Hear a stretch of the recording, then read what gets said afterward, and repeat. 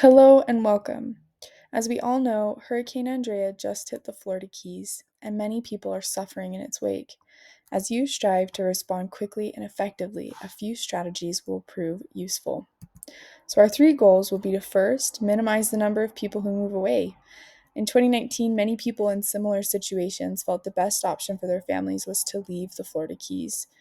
Quote, faced with a variety of challenges like lack of affordable housing, low wage job industries, and logistical challenges, many residents, 3,000 people, left the Keys in the aftermath of Hurricane Irma. So, to achieve our first goal, we will also need to accomplish two others: to increase the resources available to the displaced and maintain the tourism income that drives the Keys economy. Now, what do people need the most right now? Hope. Hope that they will be safe. Hope that they will be able to find shelter, food, and clean water for their families. And hope that the community will recover. This is why the following initiatives are so important. First, we can seek funding. There are federal grants for disaster relief, like the Federal Emergency Management Agency, as well as state grants, such as the Florida Disaster Fund, and the Hurricane Loss Mitigation Program. And there are also many who are willing to give charitable donations in the aftermath of natural disasters. Second, focus on strategic rebuilding. Research has shown that this makes a huge difference in a community's recovery.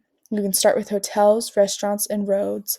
Then you can offer housing to the displaced, first responders, and volunteers. Lastly, focus on rebuilding popular tourist attractions. As responders and volunteers trickle out, there'll be room for tourists to return.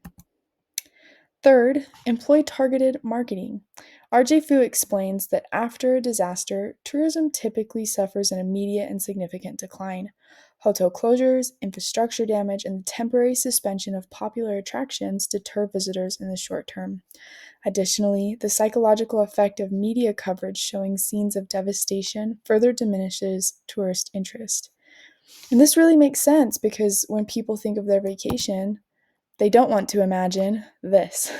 What they want to imagine is this. So, post disaster marketing campaigns can be leveraged to not only improve community morale, but also to speed the return of tourists and highlight the restoration or reopening of iconic attractions. So, when we're marketing, we want to inform people that the area is safe and recovering. We can highlight cultural and historical attractions that may not typically be the offerings that we give to tourists. And we could even consider inviting a celebrity or influencers to host a show where the proceeds could be donated to relief efforts. So, as you focus on federal and state funding, strategic rebuilding, and targeted marketing, you will be able to achieve your goals of minimizing moving, increasing resources, and maintaining tourist income. Thank you very much.